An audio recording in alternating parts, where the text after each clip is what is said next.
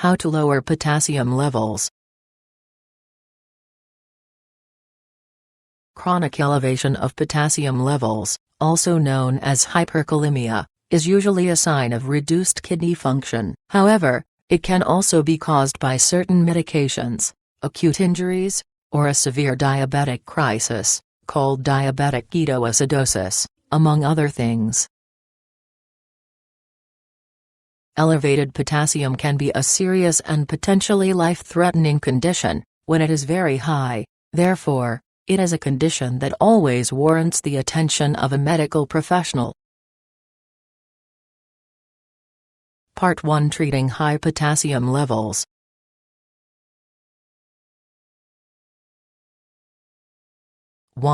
Understand that problems with high potassium are generally the result of kidney disease or medication use.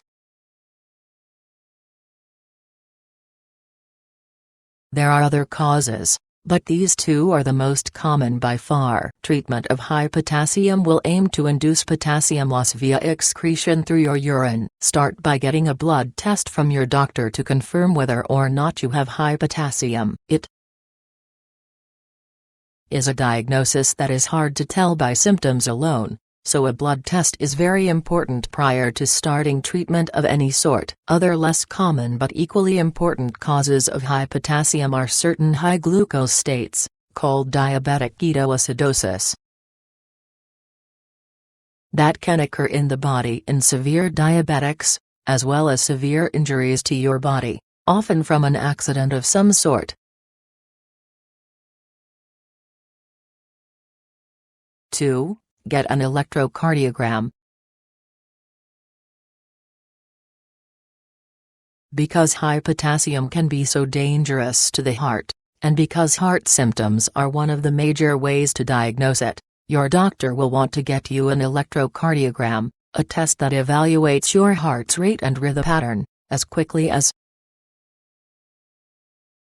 possible if your levels are significantly elevated. If your potassium is only mildly elevated, however, your doctors may try a more conservative approach and ask you to come back for a repeat test. The pattern on the electrocardiogram will give your doctor a lot of valuable information on the current state of your heart. This is important not only to help with the diagnosis of high potassium, but also to determine the urgency of treatment, as the state of your heart, and the potential of your heart being in danger from too much potassium, will dictate the strategy your doctors use to lower your potassium.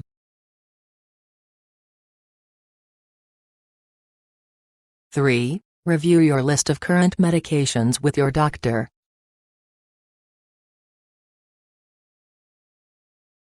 You may be taking a prescription drug that is causing hyperkalemia, or high potassium levels. Your doctor may suggest switching to a new medication or lowering your dose. Also, he or she will suggest to stop taking any potassium supplements or multivitamins that contain potassium. If you have very high potassium, your doctor will stop altogether any medications that contribute to elevated potassium that he or she can in the short term, to help speed your recovery. However, discontinuing a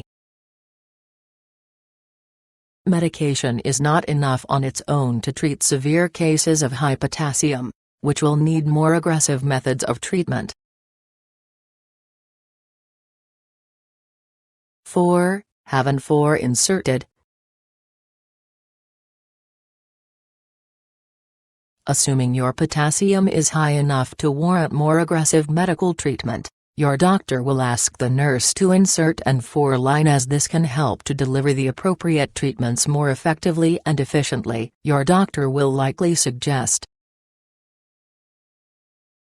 intravenous calcium, usually 500 3000 mg, 10 to 20 milliliters, one at a time, 2 to 2 milliliters per minute. Your doctor may suggest that you take resin, which will help your body eliminate potassium through the bowels. The typical dose is 50 grams, which can be taken orally or administered in 30 milliliters of sorbitol. If your doctor believes it is necessary, You may need to take insulin or glucose to move potassium into your cells, where it should be. The usual dose of insulin is 10 units by 4. The usual dose of glucose is 50%, D50W 50 milliliters. 25 grams. These are typically administered as 1 ampule by 4 over 5 minutes, onset in 15-30 minutes for 2 to 6 hours.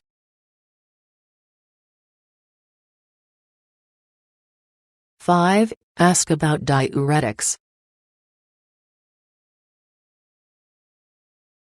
Diuretics or water pills are sometimes given to remove excess potassium through urination. Diuretics can be taken orally in a 0.5 to 2 mg dose, 1-2 times a day, or through an intravenous insertion, in a 0.5 to 1 mg dose. Your doctor may repeat in 2-3 hours for up to 2 doses if needed. Note that this treatment is not enough for urgent cases, but may be very helpful for more mild cases of elevated potassium. 6. Have hemodialysis. If you are having kidney failure or if you have a significantly elevated potassium level, hemodialysis is a process by which a machine removes waste, including excess potassium, from your blood, since your kidneys are unable to do so is your best treatment option.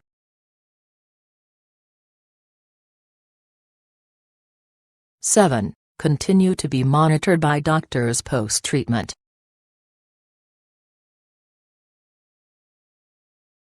After you have received treatment for your high potassium, it is extremely important to have continual monitoring of your potassium levels to ensure that they stay in a safe and normal range. Normally, patients stay in hospital for a short time after being treated for high potassium, where they can be hooked up to cardiac monitors, which monitor your heart function, and otherwise monitored until the doctors determine it is safe to go home. High potassium is a potentially life-threatening condition, especially for the effect it can have on your heart. Therefore, appropriate monitoring with your doctor post-treatment is key. There are times when this extra monitoring can make the difference between life and death, as your doctors can be there to catch any potential relapse of elevated potassium. 8. Modify your diet.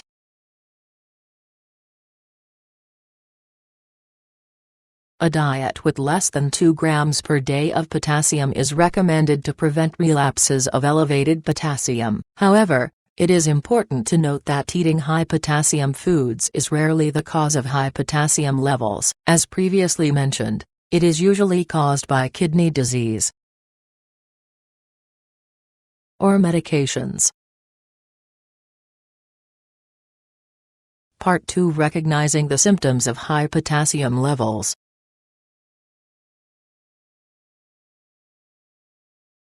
One. Watch for cardiac symptoms.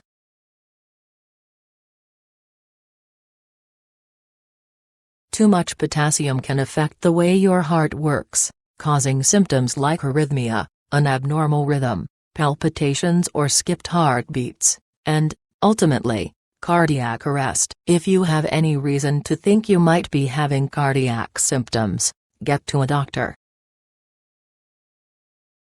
immediately. 2. Pay attention to nausea and vomiting.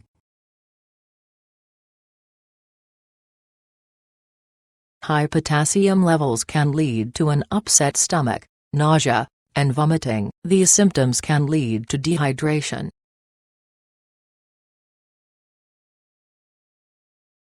3. Look for fatigue and weakness. Potassium helps muscles function, so if you have too much or too little, your muscles can weaken, making you feel weak, tired, and lethargic. This feeling may be exacerbated by other symptoms, especially vomiting. 4. Be aware of any numbness or tingling sensations.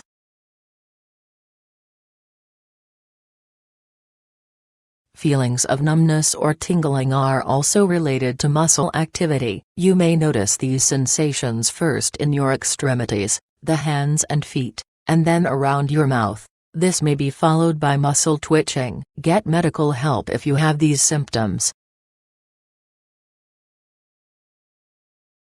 5. Understand that you may have no symptoms at all. Many people have no symptoms and only discover the high potassium levels when their doctors run blood tests.